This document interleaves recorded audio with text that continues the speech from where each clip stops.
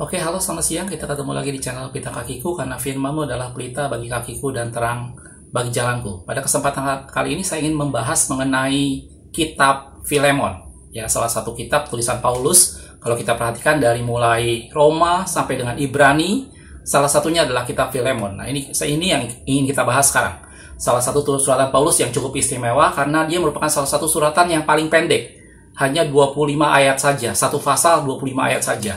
Dan itu termasuk salah satu surat Paulus yang paling pendek. Nah, kalau kita perhatikan surat Paulus secara keseluruhan, suratan Paulus biasanya itu selalu ditujukan pada satu jemaat tertentu. Entah itu misalnya surat Roma berarti ditujukan pada jemaat Tuhan yang ada di Roma.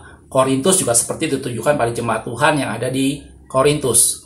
Yang secara spesifik ditujukan pada orang-orang tertentu, itu hanya 3 orang. Atau dalam 4 surat ya. 3 orang itu adalah Timotius, dia ada 2 buah surat yang dikirim pada Timotius, anak rohaninya Paulus.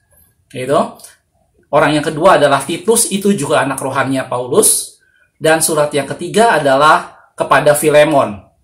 Ya, jadi dari sekian banyak suratan Paulus yang ditujukan pada satu orang tertentu, itu hanya 3 orang itu dengan 4 surat ya, karena kepada Timotius dikirimkan 2 surat, gitu, yaitu Timotius, Titus, dan Filemon. Gitu. Timotius dan Titus itu adalah anak rohani Paulus. Itu adalah mereka yang dibesarkan, mereka yang dididik oleh Paulus, mereka mengikuti semua ajaran Paulus. Jadi Paulus membina rohani mereka. Tetapi Filemon ini berbeda. Filemon itu adalah seseorang yang nanti saya akan jelaskan lebih banyak lagi. Itu adalah rekan sekerja Paulus, gitu ya. Jadi kita akan bicarakan secara spesifik mengenai kitab Filemon ini. Oke, yang pertama saya ingin kita lihat sama-sama mengenai latar belakangnya. Kitab Filemon ini ditulis oleh Paulus pada saat dia dipenjara di Roma, gitu ya. Jadi sekian banyak berapa kali Paulus masuk penjara. Salah satu penjara yang paling terakhir itu di Roma. Walaupun kemudian dia akhirnya dibebaskan, dan kemudian buat terakhir kalinya dia ditangkap sekali lagi di Roma, dan kemudian dia dihukum mati di sana, dan ditulislah kitab suratan pada Timotius. Jadi surat Timotius 1 dan 2 itu adalah suratan yang ditulis oleh Paulus paling terakhir sebelum dia mati. Dan Filemon salah satu surat yang ditulis oleh Paulus pada saat dia dipenjara di Roma. Itu sekitar tahun 61 Masehi. Gitu ya. Itu latar belakangnya. Kita akan lihat ayatnya di dalam Filemon 1 ayat yang pertama. Dari Paulus, seorang hukuman karena Yesus Kristus, dan dari Timotius, saudara kita, kepada Filemon yang kekasih, teman sekerja kami. Jadi surat ini ditulis oleh Paulus pada saat dia masih di penjara. Dan ditujukan pada Filemon, bukan anak rohaninya, tetapi adalah rekan sekerja. Gitu ya. Itu juga ada di Filemon 1 ayat yang ke-9. Dikatakan seperti ini. Tetapi mengingat kasihmu itu, lebih baik aku meminta daripadamu. Aku Paulus yang sudah tua, lagi pula sekarang dipenjarakan karena Kristus Yesus. Jadi surat ini dibuat oleh Paulus pada saat dia dipenjara di Roma. Itu latar belakang yang pertama tentang kitab Filemon. Yang kedua, kitab Filemon ini ditujukan kepada Filemon, walaupun di sana ada beberapa orang lain yang ditujukan oleh Paulus. Misalnya, Apfia dan Archippus. Tetapi secara spesifik surat ini sebenarnya ditujukan pada Filemon. Gitu ya. Kita akan lihat di dalam tadi yang Filemon 1 ayat 1 tadi sudah dibilang, dari Paulus seorang hukuman kepada Filemon. Jadi jelas itu ditujukan pada Filemon. Di Filemon 1 ayat yang kedua dikatakan kepada Apfia. Jadi saya sudah bilang tadi, tidak hanya ditujukan pada Filemon sebenarnya, tapi juga kepada Apfia dan Archippus. Gitu ya. Ada orang bilang Apfia ini adalah istri dari Filemon. Archippus adalah salah satu jemaat lain. Gitu ya. Di Filemon 1 ayat kedua, kepada Apfia saudara perempuan kita, dan kepada Archippus teman seperjuangan kita, dan kepada jemaat di rumahmu. Jadi Filemon ini adalah seorang anak Tuhan yang mempunyai jemaat. Jadi dia seorang anak Tuhan yang sudah mengenal Tuhan, yang di dalam rumahnya digunakan untuk sebuah pertemuan jemaat. Jadi dia ada jemaat di rumahnya Filemon. Gitu. Dalam Filemon 1 ayat yang ke-5 dan ke-6 dikatakan seperti ini. Karena aku mendengar tentang kasihmu kepada semua orang kudus, dan tentang imanmu kepada Tuhan Yesus. Jadi Filemon adalah anak Tuhan. Dia seorang yang sudah mengenal Tuhan, dia seorang yang sudah bertobat. Jadi Paulus menulis surat kepada rekan sekerjanya. Ini bukan anak rohaninya. Dan aku berdoa agar persekutuanmu di dalam iman turut mengerjakan pengetahuan akan yang baik di antara kita untuk Kristus. Jadi Filemon ini bertindak sebagai, Paulus memperlakukan Filemon sebagai rekan kerjanya. Walaupun tadi sudah dibilang ini kepada Apphia juga dan Archippus. Tetapi secara spesifik surat ini sebenarnya ditujukan pada Filemon. Nah, sebenarnya Filemon itu siapa? Tadi sudah dijelaskan sebelumnya bahwa Filemon ini adalah orang yang mempunyai persekutuan di rumahnya. Dia seorang yang mengenal Tuhan, dia adalah rekan sekerja Paulus. Dan menurut penelitian banyak orang, Filemon itu ternyata salah seorang dari jemaat atau yang mengikuti yang berdiam di kota Kolose. Gitu ya. Jadi Filemon ini adalah anak Tuhan yang di rumahnya dipakai persekutuan dan dia tinggal di Kolose. Kenapa disimpulkan di Kolose? Karena tadi dibilang bahwa surat itu ditujukan pada Apphia dan Archippus. Dan kalau kita lihat nama Archippus itu juga muncul di kitab Kolose. Kita akan lihat dalam Kolose 4 ayat 17. Dan sampaikanlah kepada Archippus, perhatikanlah supaya pelayanan yang kau terima dalam Tuhan kau jalankan sepenuhnya. Karena Archippus berada di Kolose, maka disimpulkan bahwa Filemon juga berada di Kolose. Dan yang kedua adalah dalam surat Filemon, ada satu tokoh nanti yang akan disorot, yaitu Onesimus, yang sebenarnya menjadi inti pembicaraan dari kitab ini. Dan nama Onesimus itu juga muncul juga di kitab Kolose. Kalau kita lihat dalam Kolose 4 ayat yang ke-9. Ia kusuruh bersama-sama dengan Onesimus, saudara kita yang setia dan yang kekasih, seorang dari antaramu. Mereka akan memberitahukan kepadamu segala sesuatu yang terjadi di sini. Sehingga nama Onesimus juga muncul di kitab Kolose. Jadi latar belakang penulisan kitab Filemon yang pertama adalah ditulis oleh Paulus pada tahun 61 Masehi, pada saat Paulus dipenjara di Roma. Yang kedua ditujukan pada Filemon, rekan sekerja Paulus yang berdiam di kota Kolose.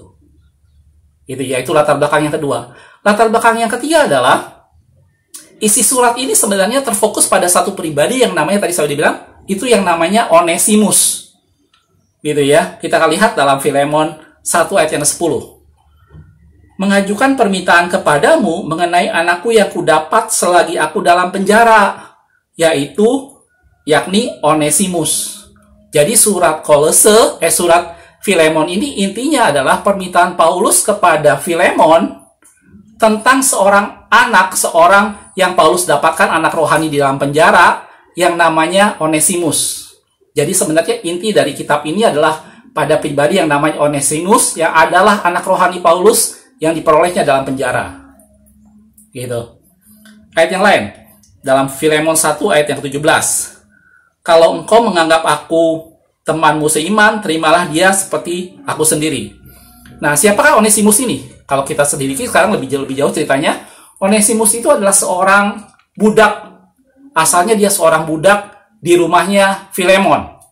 Jadi Filemon adalah orang tadi saya sudah bilang yang punya tempat ibadah di rumahnya dan dia bertinggal di Kolose. Dan Onesimus itu adalah budaknya Filemon. Sampai satu ketika Onesimus melakukan sesuatu yang salah, yaitu dia mencuri atau mengambil sebagian dari barang Filemon tadi, dan kemudian Onesimus melarikan diri. Entah bagaimana ceritanya, akhirnya Onesimus tertangkap masuk penjara. Dan pada saat di penjara itulah dia berkenalan dengan Paulus. Dan kemudian Paulus sangat mengasihi dia, dan Paulus menerima Onesimus sebagai anaknya. Dan inti dari kitab Filemon ini adalah Paulus mau mengembalikan Onesimus kepada Filemon pemiliknya. Gitu. Itu fokus dari kitab Filemon ini. Ya jelas saudaraku ya, jadi pembicaraan yang ada dalam kitab Filemon ini sebenarnya ada 3 tokoh yang terlibat di sana. Yang pertama adalah Filemon itu sendiri, di mana suratnya ditujukan kepada dia, dan yang kedua adalah Paulus, penulis suratnya, dan yang ketiga adalah objek yang sedang dibicarakan dalam hal ini adalah Onesimus, yang tidak lain adalah budak dari Filemon yang kemudian melarikan diri dan ketemu dengan Paulus di penjara dan menjadi anak rohani Paulus. Dalam Filemon 1 ayat yang ke-12 dikatakan seperti ini, dia kusuruh kembali kepadamu, maksudnya Onesimus. Dia yaitu buah hatiku. Jadi Paulus sangat mengasihi Onesimus. Onesimus menjadi satu pribadi yang berharga di depan Paulus, tetapi Paulus ingin mengembalikan Onesimus kembali pada Filemon pemiliknya. Gitu. Nah, ini latar belakang 3 hal latar belakang penulisan kitab Filemon. Ditulis oleh Paulus di penjara, ditujukan pada Filemon yang tinggal di Kolose, dan intinya adalah membicarakan soal Onesimus, anak rohani Paulus yang tidak lain adalah budak Filemon yang melarikan diri. Gitu. Nah, sebenarnya pesan apa sih yang yang mau disampaikan oleh Paulus dalam kitab ini? Gitu. Kalau kita lihat dalam Filemon 1 ayat 15 sampai 17, Sebab mungkin karena itulah dia dipisahkan sejenak daripadaku. Dia di sini ada Onesimus ya. Supaya engkau dapat menerimanya untuk selama-lamanya, bukan lagi sebagai hamba, melainkan lebih daripada hamba, yaitu sebagai saudara yang kekasih. Bagiku sudah demikian, apalagi bagimu, baik secara manusia maupun di dalam Tuhan. Lanjutannya, kalau engkau menganggap aku teman seimanmu, yang tadi saya ambil ayat ini, terimalah dia seperti aku sendiri. Jadi pesan yang utama dari kitab Filemon ini sebenarnya adalah Paulus mengembalikan derajat Onesimus sebagai seorang yang merdeka, sebagai seorang yang setara, bukan lagi sebagai budak. Gitu. Paulus menganggap Onesimus sebagai anak rohaninya dan dia mau mengembalikan itu pada Filemon, dan dia berpesan pada Filemon supaya Filemon menerima Onesimus tidak lagi sebagai hamba, tidak lagi sebagai budak, tetapi sebagai saudara. Sama seperti dia menerima Onesimus sebagai anak rohaninya, sebagai satu saudara. Gitu. Ini pesan yang paling utama sebenarnya dari kitab Filemon. Jadi kitab Filemon itu adalah pemikiran Paulus, bagaimana Paulus ingin mengubah paradigma manusia pada waktu itu tentang perbudakan. Paulus ingin menyampaikan pesan bahwa di mata Tuhan, itu tidak ada budak atau orang merdeka. Semua orang di mata Tuhan setara. Dan Onesimus dalam hal ini yang adalah budak dari Filemon, itu Paulus mau kembalikan kepada pemiliknya, tetapi dengan satu catatan, supaya Filemon menerima Onesimus tidak lagi sebagai hamba, tetapi sebagai saudara. Bahkan di terakhirnya Paulus bilang, kalau engkau menganggap aku saudaramu, maka terimalah dia seperti aku sendiri. Jadi Paulus mensejajarkan dirinya dengan Onesimus. Sehingga kalau Filemon menerima Onesimus, terimalah seperti Filemon menerima Paulus, rekan sekerjanya. Ini pesan yang paling kuat yang disampaikan dari kitab Filemon. Jadi 61 Masehi, Paulus sudah punya pemikiran bahwa perbudakan atas manusia itu tidak boleh ada. Manusia harus disetarakan. Di mata Allah, semua manusia sama. Itu. Dan ini yang coba disampaikan oleh Paulus kepada Filemon. Supaya Filemon tidak lagi menganggap Onesimus sebagai budak. Tetapi kalau dia kembali, maka harus diterima sebagai saudara, seperti halnya Filemon menerima Paulus. Itu. Kalau kita lihat dalam Galatia 3, ayat 27-28, Paulus bilang ini kepada jemaat di Galatia, karena kamu semua yang dibaptis dalam Kristus telah mengenakan Kristus. Dalam hal ini tidak ada orang Yahudi, tidak ada orang Yunani, tidak ada hamba atau orang merdeka, tidak ada laki-laki atau perempuan, karena kamu semua adalah satu di dalam Yesus Kristus. Jadi Paulus sudah dari awal udah punya ide, udah punya pemikiran dalam hatinya oleh karena pernyataan Roh Kudus bahwa manusia di mata Allah itu sama. Tidak ada manusia merdeka, tidak ada manusia orang Yahudi maupun orang Yunani, tidak ada lelaki, tidak ada perempuan. Allah memperlakukan mereka semua sama di mata Allah. Itu. Dan ini yang mau disampaikan kepada Filemon. Itulah tujuan utama dari kitab Filemon. Kita lihat lagi dalam 2 Korintus 5 ayat 10. Dikatakan seperti ini. Sebab kita semua, siapapun kita, harus menghadap tahta pengadilan Kristus, supaya setiap orang beroleh apa yang patut diterimanya, sesuai dengan apa yang dilakukan dalam hidupnya, baik ataupun jahat. Jadi Paulus sudah mengerti dari sejak awal bahwa setiap kita sama di mata Tuhan. Setiap kita tidak ada perbedaannya. Nah, perbudakan ini sesuatu yang sudah sangat lama. Kalau kita perhatikan sekarang misalnya pada zaman Abraham, gitu ya. Abraham punya salah satu budak yaitu Hagar. Itu sebenarnya adalah budak dari istrinya Sarah. Itu. Tapi itu adalah satu bentuk perbudakan, karena itu waktu Sarah mengusulkan pada Abraham untuk menghampiri Hagar, maka Hagar tidak bisa menolak apa-apa karena dia statusnya budak. Dia harus menuruti apapun yang tuannya katakan. Dan itu perbudakan sudah ada sejak itu. Bahkan pada saat Abraham mengusir Hagar, Hagar tidak bisa berbuat apa-apa. Dia akan mengikuti karena dia statusnya budak. Itu. Cerita yang lain kalau kita lihat seperti Yusuf. Yusuf itu dijual sama saudara-saudaranya ke Mesir. Dia jadi budak di sana. Itu. Dan itu bentuk perbudakan sudah sangat lama. Jadi pada saat mungkin hampir sejarah kehidupan umat manusia, perbudakan menjadi sesuatu hal yang lumrah, sesuatu hal yang biasa. Orang dibedakan dari keadaan ekonominya, orang dibedakan dari keturunannya, dia ningrat atau bukan, sehingga ada jenjang pemisah antara itu. Dan dari sanalah muncul yang namanya perbudakan. Gitu. Nah, Paulus mulai punya ide. Paulus dengan ilham Roh Kudus dia mengerti bahwa di hadapan Allah tidak ada perbudakan. Di hadapan Allah semua manusia sama. Kalau kita perhatikan sekarang, perbudakan ini sendiri kemudian baru terrealisasi, dihapuskan. Itu kalau di Amerika tahun 1865. Itu baru abad 18. Jadi bayangkan, Paulus sudah punya pemikiran dari 61 Masehi. Dan di Amerika sendiri baru terrealisasi 1865 oleh Abraham Lincoln. Dan kalau saya baca, di Thailand itu perbudakan baru dihapuskan itu tahun 1907. Abad yang ke-19. Gitu. Padahal sejak awal itu Allah sudah berpikir bahwa Allah sudah memberikan ilham kepada Paulus bahwa perbudakan ini tidak boleh ada. Manusia di hadapan Tuhan sama, kita semua di hadapan Tuhan sama. Tidak ada orang yang ekonominya tinggi, tidak ada orang yang golongan tertentu, tidak ada. Semua kita di hadapan Tuhan sama. Gitu. Ini pesan yang utama yang ingin disampaikan oleh Paulus dalam kitab Filemon. Supaya Filemon mengerti bahwa Onesimus, karena dia sudah mengenal Tuhan, Onesimus karena sudah menjadi anak rohani Paulus, maka Onesimus bukan lagi seorang hamba. Dan Onesimus adalah saudara. Gitu. Nah, inilah yang pesan yang paling utama yang disampaikan oleh Paulus pada kitab Filemon ini. Gitu. Yang kedua adalah kalau kita perhatikan sekarang, kalau kita perhatikan di sini, tadi saya bilang dalam kitab Filemon itu ada tiga pribadi yang terlibat di sana.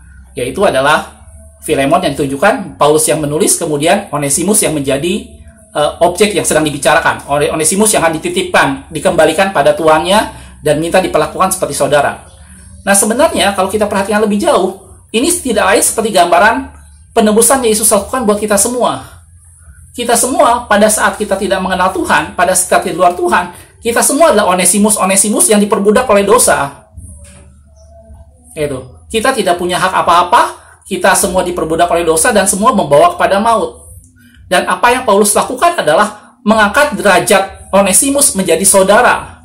Itu yang Yesus lakukan buat kita. Dia mengangkat kita, derajat kita, sehingga dia menjadi yang sulung di antara banyak saudara. Kita lihat ayatnya dalam Filemon 1, ayat 18-19. Dan kalau dia sudah merugikan engkau, ataupun berhutang kepadamu, tadi saya sudah bilang, Onesimus itu adalah budak yang melarikan diri dari Filemon karena dia mencuri sesuatu. Dan pada saat Paulus mau kembalikan itu pada Filemon, Paulus bilang, kalau dia merugikan engkau dengan segala sesuatu, dia bilang, dan kalau dia sudah merugikan engkau ataupun berhutang kepadamu, tanggungkanlah semuanya kepadaku. Paulus yang menjadi penjamin dari Onesimus.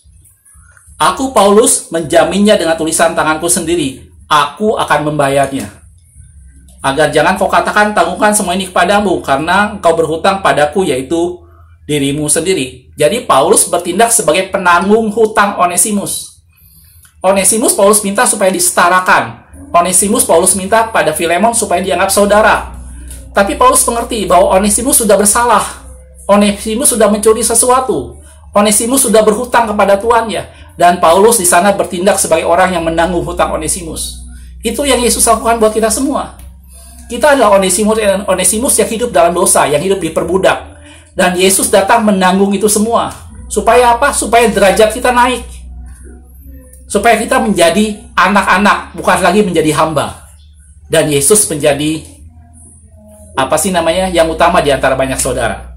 Gitu ya. Dalam Yesaya 53 ayat yang keempat dikatakan, tetapi sesungguhnya penyakit kita lah yang ditanggungnya. Itu persis seperti yang Paulus lakukan pada saat dia menanggung hutang Onesimus. Yesus lakukan itu juga untuk menanggung hutang kita. Itu. Dan kesengsaraan kita yang dipikulnya, padahal kita mengira dia kena tulah, dipukul, dan ditindas Allah. Dalam 2 Korintus 5 ayat 19, sebab Allah mendamaikan dunia dengan dirinya oleh Kristus, dengan tidak memperhitungkan pelanggaran mereka. Ia telah mempercayakan berita perdamaian itu kepada kami. Jadi, inti utama dari kitab Filemon ini, yang pertama adalah Paulus mengupakan ide tentang penghapusan perbudakan. Di mata Allah kita semua sama. Dan yang kedua, Paulus menggambarkan tentang siapa kita di mata Allah. Bahwa kita di mata Allah adalah Onesimus yang berhutang, yang kemudian ditebus oleh Yesus, dan Yesus menanggung segala beban hutang kita. Gitu. Dan Paulus mencontohkannya itu. Karena itu Paulus sering katakan bahwa aku membawa kematian Kristus kemanapun aku pergi. Dalam tubuhku aku selalu membawa kematian Kristus. Dia menggambarkan kepada Filemon, seperti halnya Kristus sudah menanggung kita, demikian juga aku menanggung Onesimus. Semua hutang Onesimus aku tanggung, dengan satu syarat, Onesimus diterima sebagai saudara, bukan lagi sebagai hamba. Gitu ya. Dalam Galatia 4 yang ke-7 dikatakan seperti ini. Jadi kamu bukan lagi hamba. Kita Onesimus itu bukan lagi hamba, melainkan anak. Jikalau kamu anak, maka kamu juga adalah ahli waris oleh Allah. Karena penebusan Yesus lakukan, dia menanggung segala dosa kita, dia menanggung segala sesuatu yang kesalahan yang kita lakukan, maka kita bukan lagi hamba, kita menjadi anak. Gitu ya. Dalam Roma 8 ayat 29 dikatakan seperti ini. Sebab semua orang yang dipilihnya dari semula, mereka juga ditentukannya dari semula untuk menjadi gambaran, untuk menjadi serupa dengan gambaran anaknya, supaya ia, anaknya itu, menjadi yang sulung di antara banyak saudara. Jadi inilah dua pesan utama yang disampaikan oleh Paulus pada kitab Filemon. Gitu. Di mata Allah kita semua, orang kaya maupun orang miskin, orang berpendidikan tinggi maupun tidak, di mata Allah kita semua sama. Tidak ada yang lebih istimewa dari siapapun di antara kita. Kalau kita berdosa, Allah menghukum kita. Kalau kita hidup berkenan pada Tuhan, Allah memberkati kita, Allah menolong kita. Siapapun kita. Itu yang pertama yang penting dalam kitab Filemon ini. Dan yang kedua, ingat bahwa keberadaan kita sebenarnya kita tidak lain dari Onesimus yang berdosa, yang adalah budak. Tetapi karena anugerah yang Yesus berikan, dia menebus kita, dia menjamin kita, dan dia membayar sebuah hutang kita. Sehingga kita bukan lagi hamba, tetapi anak. Dan kalau kita anak, kita mendapat ahli waris. Kita menjadi ahli waris. Nah, inilah inti dari kitab Filemon. Gitu ya. Jadi mudah-mudahan dari penjelasan ini, kita bisa mengerti bahwa Filemon, walaupun satu kitab yang sangat sederhana, saya sudah bilang tadi cuma 25 ayat, tetapi ada banyak pesan yang Paulus maksudkan di sana. Gitu. Pertama adalah perbudakan, yang tadi saya sudah bilang, bahwa dari awal Paulus sudah berpikir bahwa perbudakan tidak boleh ada, walaupun itu terjadi dari semenjak zaman Abraham terus, sampai bahkan tadi saya sudah bilang 1800-an itu baru jadi terrealisasi. Tapi 61 Masehi, Paulus sudah berpikir bahwa di mata Allah, kita harus mengerti, kita semua sama di mata Allah. Tidak ada ras unggul, tidak ada orang yang istimewa di mata Allah, tidak. Semua kita sama di mata Allah. Itu seperti halnya tadi Onesimus, kemudian Paulus menjamin supaya dia diterima sebagai saudara. Tidak ada perbudakan lagi di sana. Dan yang kedua, ingat selalu bahwa keberadaan kita adalah semata-mata karena Kristus yang menanggung kita. Karena Kristus yang membayar semua hutang dosa kita, sehingga kita sekarang menjadi ahli waris kerajaan Allah. Jelas ya saudaraku? Makasih sudah menonton. Kita ketemu di video berikutnya. Semoga tubuh, jiwa, dan roh kita terpelihara sampai kedatangan Tuhan yang kedua kali. Makasih.